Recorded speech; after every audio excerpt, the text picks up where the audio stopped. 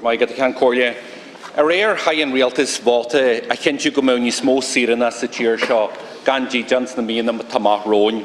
Agus cynnu dochara a bhí rud an yenhu. Na yenhu dí jarmata I go jaw. Ní féidir leis an Oireachtas seo an kiss simply a rigart cá rahi na dini seo. Tánaiste last night in what must be a first for government in this state, you took a cold, a cruel, heartless and calculated decision to make more citizens homeless right across this state in the coming months. It was an absolutely despicable act and one which the people in constituencies of every government TD and every independent who voted to enable these evictions will never ever forget. Thousands of eviction notices fall due in 9 days' time on your watch. Couples, families, children, even pensioners will face the prospect of losing their homes. And yesterday, I don't know if you heard, Tánaiste, Julie spoke on radio about her situation. Faced with an eviction notice, Julie, her husband, her son and her grandson are due to be evicted from their house that they've rented for 11 years in 9 days' time. In her own words, she said, "We have literally nowhere to go. I just want to break down and sob my heart out. I just don't know what to do," she said. "We have nowhere to live. There is nowhere to go." And Tánaiste, the range of people impacted is wide and far. We are dealing day in and day out with parents, with people with long-term illnesses, people on disabilities, care workers, teachers, nurses, professionals, all facing evictions in the coming weeks. Very few will find alternative accommodation in the rental sector. Many others will be forced to move in the box room with their families or couch surf with friends. And they will become the hidden homeless, etched from your official statistics, but homeless nevertheless. And some may emigrate. Those without options will be forced to present to local authorities for emergency accommodations. And with homeless at record levels in this state, our emergency accommodation, as we all know, is at breaking point. Many councils have no additional capacity and the rest will soon run out. But you and your government knew all of this. You already knew this, but you still, every single one of you, cast your vote last night to make more people homeless. Children, adults, old people, young people, teachers, nurses, professionals, people homeless. That is the outworking of the vote last night. You, the Taoiseach, the Minister for Housing, have been simply asked a question over and over again by people in this House and those taken to our national media and local media. Where are we to go, they ask. Now, you haven't answered that. I hope the independent deputies who backed you up last night maybe answered that. They've got their 30 pieces of silver, but they've turned their backs, just like you have, on renters. But maybe they'll give us the answer. From last night's vote, Tánaiste, it is clear that this government has thrown in the towel on renters, but Sinn Féin hasn't and Sinn Féin never will, because the eviction ban can and should be extended. And there is still a chance to turn. There's still a chance to avert the impending human catastrophe that is about to unfold. So today, my colleague Ona Bryn is going to introduce a bill to extend the ban on no-fault evictions. It will be a replica of what the government introduced in October, extending the date to the end of January next year. We will table this bill for second stage debate and vote next Tuesday. So every single person in this House will have one last opportunity to do the right thing, 4 days before thousands of eviction notices fall due. It will be a decision, a simple decision. Do you stand with those renters who face eviction, or do you vote to make them homeless? So I ask you, Tánaiste, if you decide to do the wrong thing again, what do you say to Julie, who has no hope of finding accommodation? Where is she to go, and the thousands of other Julies like her who will become homeless and evicted in 9 days' time? Well, drúspáir ní ein team leis an méid atá ráite ag an tachte, agus sé aimis atá ag an Oireachtas. Ná níos mó tuthe a chrathú agus a thógáil agus a chur a bhaim agus tá plean cuimseach a gcuin. Plean atá a bhfad níos cuimse ná aon phlean eile sa tuig seo. Sin fíorann ar an scéal. Ní léon rud ag teachtas a theachta. Ach a bháin bheith faragach a gcónaí. Sin an méid atá uait i gcónaí. I don't accept the Deputy's proposition. And I would say this to the Deputy, that extending the eviction ban indefinitely will do far more harm than good, will exacerbate the homeless situation, and will not resolve anything. And I haven't seen any economic analysis anywhere that would suggest that an indefinite extension of an eviction ban would create... Exactly. He has just said it. No one is arguing. I have the floor, please, through the chair. No one is arguing. Because I read Deputy O'Brien's article in the Irish Times this morning. And Deputy O'Brien, and your housing position is you speak to many different audiences at different times with different messages. But to be fair to Deputy O'Brien, he himself acknowledged, and by the way, Deputy Doherty, 2 weeks ago you said you wanted to extend it until the 31st of December. I pointed out to you how dishonest and disingenuous that was, because of course you were never going to do that. So what do you do then? In another sleight of hand, you produce a new proposal. Oh, we'll go to the end of January. I mean, this is the dishonesty, make it up as you go along approach that you were taking. And I read this morning's op-ed in the Irish Times, suitably placed, of course, by Deputy O'Brien.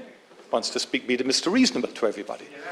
And the key point, he said, first of all, he accepts there's no easy solution to this issue.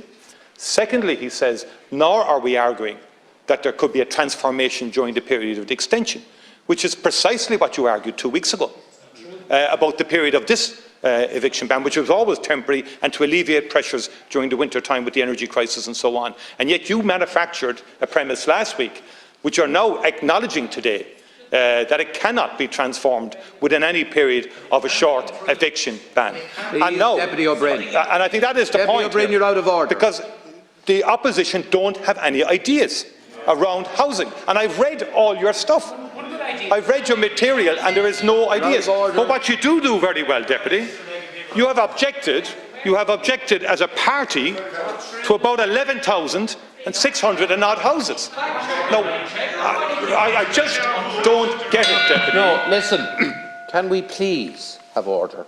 There was nobody shouting over here when you were speaking, so please. I'll tell you now, if this is to continue, I'll suspend the House and we'll have no more of it.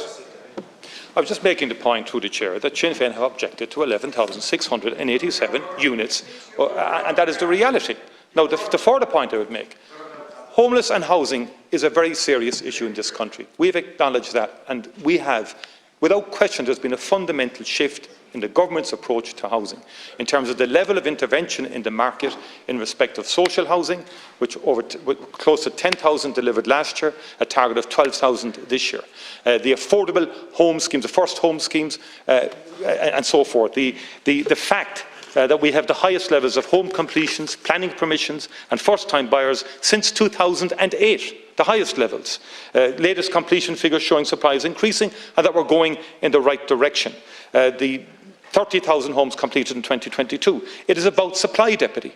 Ultimately, it is about supply. And the target this year, we aim to reach that and go for it, both in social, affordable, cost rental, right across the board. First-time buyers are now at the highest level since 2008, with over 16,000 first-time buyers last year. You have abandoned first-time buyers in all of your policies. You've ignored them in respect of your opposition to Help to Buy and your opposition to the first home scheme. Deputy Doherty.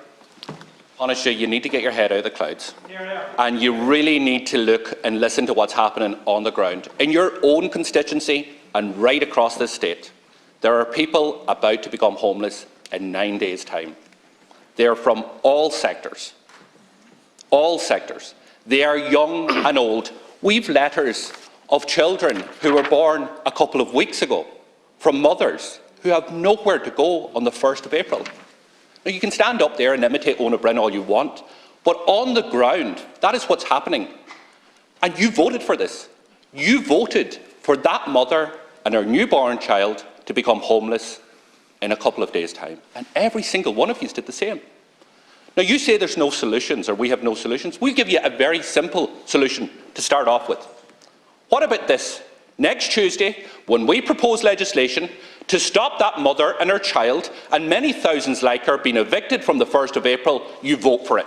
You stand up for renters. You stand up for those who are about to become homeless. You stand up for people in this state and you do the right thing. And then you use that space to do the emergency actions that we've been calling on you to do in your ministers since October. But you are a party and a government that are out of time, out of ideas, and you have abandoned these renters and citizens right across this state. Should we propose that we passed emergency planning before Christmas and you voted against it?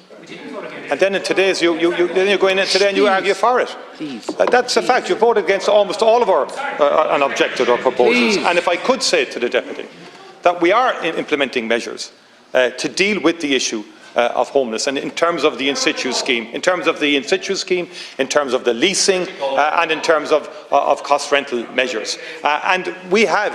And we already have initiated that scheme some time ago, and in terms of interacting with local authorities and directing local authorities in the event of any eviction notices in respect of homes, that the councils buy those, and the resources are being made available. And I've dealt with cases in the past, Deputy, and I've resolved them, working with local authorities. This is not something, but what you're proposing would make, I mean, you're basically saying, Deputy, you're basically saying what we're doing today, you would do in a couple of months' time. That's what you're saying. You just said it. You would do it now, not the end of December, as you were originally proposing 2 weeks ago. You're going to do it at the end of January. And all you will do is make the situation worse. And you said to me earlier, you're not arguing with my basic proposition that an indefinite extension. Look, Deputy. Thank you. Thank you. Well, I wanted to finish the sentence I was going to make. I was interrupted. The bottom line is this. Barracking, please. The bottom line is this. The bottom line is this: an indefinite extension of an eviction ban will make matters worse and will exacerbate the homeless situation. And you agreed with me. Please. You agreed with me 4 or 5 minutes ago when I said that. You said you weren't arguing with that proposition. Look at. If you think that any of the people out there who are homeless are impressed by this carry on, you're far removed from the reality. Can we conduct ourselves in a can we conduct ourselves? You're not leader of the party, Deputy Carthy. I'm addressing the acting leader. Excuse me, please. Please. Well, the chair's on its feet, please. Now, can we conduct our business in an orderly fashion?